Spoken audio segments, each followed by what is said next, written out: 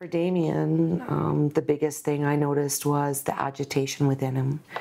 And he became very argumentative against some values that were common or that I'd raised him with.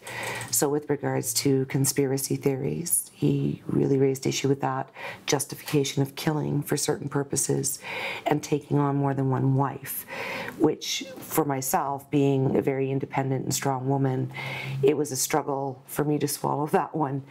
And I questioned him on it, and he said, well, it was to take care of women. That's why men had more than one wife, because there weren't as many men around and women should be looked after. So I really fell for that piece of old, rigid type religious thinking. Again, with family, it was important. So for Christmas or dinner time, if we had a bottle of wine, those typical things that he used to partake in, all of a sudden he wouldn't. Because of Luke, he was very aware of Christmas being important as a family moment. And towards the end, he wouldn't even come visit and partake in any Christmas celebrations. If we were having dinner and there's a bottle of wine at the table, he would no longer come to the table unless we had absolutely no alcohol.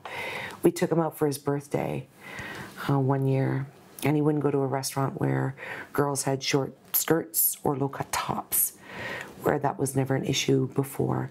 So we could see the rigidity come in where it was that agitated, and his life became very private.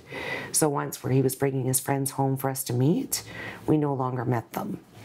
Where they would come here to pick him up, he would have them pick him up around the corner. Telephone calls he would take outside. So there's a huge change in his personality, what he believed in, and just again that gut feeling of that agitation. You could feel those heated moments. And he put his group of friends first before family, whereas family had always come first before anything else. I can't even remember how the conversation started, to be honest, because he'd come for a visit. He didn't live here. And we always have company in the house anyway. It's just the type of household. And some way or another, it would come up. And it would get quite heated, at which point I would say, okay, it's time to just agree to disagree and focus on positive family time rather than wasted arguing. And that's how I would dismiss it. Even though I didn't agree with it, didn't feel comfortable with these new beliefs, rather than say, warning bells, look for help, I just dismissed it as a phase and that things would settle out.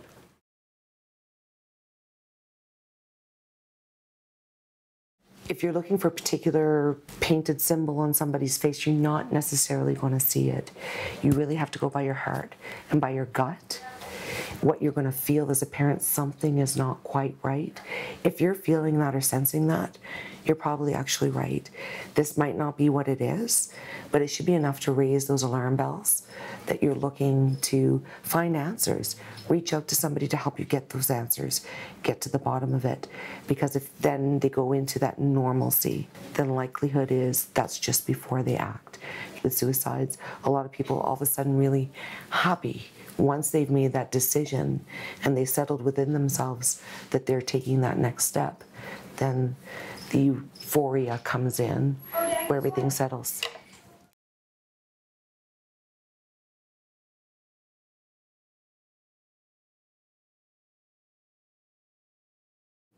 I've learned from my lesson, and I can't turn the clocks back. And I dismissed it as a phase. No matter how bad it is, you're not overreacting. Is somebody you love and you care about deeply, it's better off just to be sure. They could reach out to my Hayat Canada Family Support. They could reach out to other organizations, counselors, anybody. If there's a concern of any form, it's better to be safe than sorry. The stigma is difficult, but when you realize you can lose that person, is it really worth hiding behind it? You're going to let that fear stop you from saving somebody? That blockage is just, it's not worth it. I wish I'd had more courage to stand up to him and challenge everything and realize that what I was feeling that was uncomfortable, I needed to fight for him and not be afraid of pushing him away further. And I let fears come in and push it aside too easily. And I have to live with that forever.